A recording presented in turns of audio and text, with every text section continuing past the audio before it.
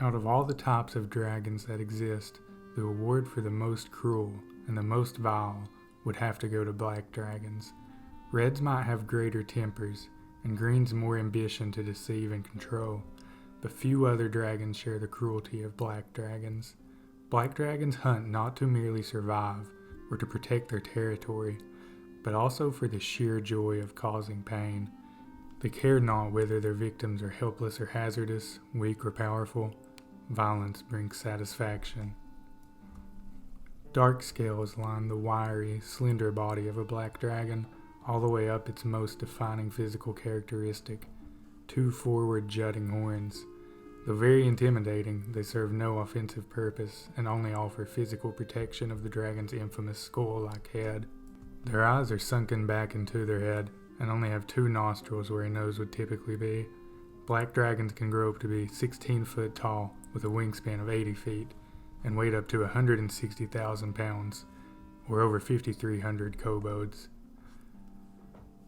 Solitary and extremely territorial in their nature, black dragons would seldom form clans, opting to do so only when they lived in the most hazardous of environments, or when faced with a danger that could wipe out large swaths of their population. When possible, black dragons prefer to feed on sentient beings, considering fey creatures particular delicacies.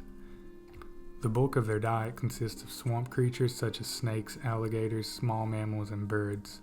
Like alligators, black dragons might let their prey rot in the mud at the bottom of swamps because they prefer the texture and the flavor of putrefied flesh. Black dragons preferred ambushes to straightforward fighting. They were vicious and ruthless adversaries, and their acidic bile dissolved through the heaviest armor with ease. While every dragon has a type of breath weapon, the black dragon's is a jet of highly corrosive acid. An ancient black dragon's breath does 15d8 of acid damage on a failed save.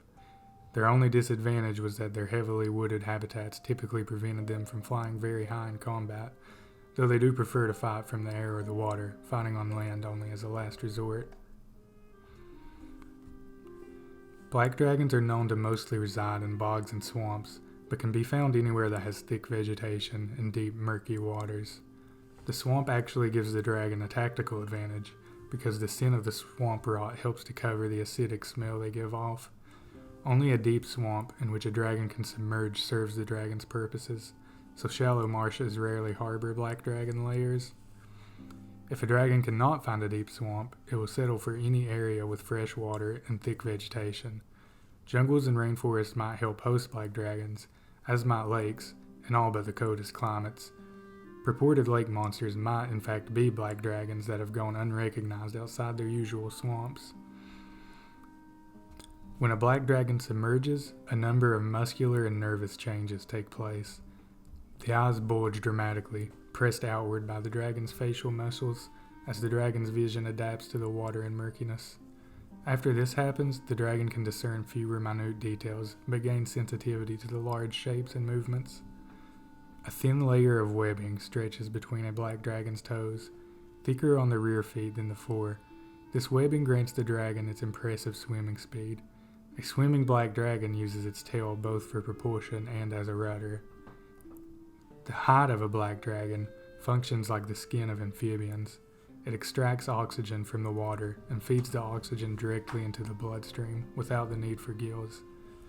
This process is less efficient than breathing with lungs, so although black dragons are technically amphibious and can remain underwater for hours or days, they must surface and spend a few hours breathing air at least once or twice a week. It is worth noting that black dragons loathe salt water. Although it does not harm them, it irritates their flesh like a bad rash. So black dragons might dive into salt water to escape foes. They never make it their homes. For their lairs, black dragons favor systems of caves or hollows with multiple chambers, some partly submerged. A black dragon locates the main entrance underwater and hides the entrance either under the thick layers of plant life or under a wall of mud through which the dragon can swim. Black dragons aren't known for their parenting skills, leaving their eggs if anything presented too large of a threat to protect. To account for this, they would typically lay their eggs in strong acid to conceal and protect them. If the eggs manage to hatch, they remain a wormling for around 4 years, eating whatever they can find during that time. They mature around after 125 years and have a lifespan of up to 2,200 years. When one does die and its body decomposes into the ground, it actually poisons the water and plants of the surrounding area. Wondering what kind of treasure one could typically find in a black dragon lair? Black dragons highly favor gold and coins over anything else. Why is that? Because coins can survive immersion underwater far better than something like paintings or sculptures. Gems might survive even better, but these are seldom found in a black dragon hoard. One explanation for this is that since coins are obviously manufactured rather than naturally occurring, black dragons view them as intrinsically more valuable. They take pride in having taken something that weaker life forms had created. So, to sum it up, black dragons are horrid, evil creatures concerned only with themselves. They thrive on hate and relish in killing their enemies and stealing their gold. Well, that's about it. If you made it this far, go ahead and like and subscribe for 10 years good luck. See ya.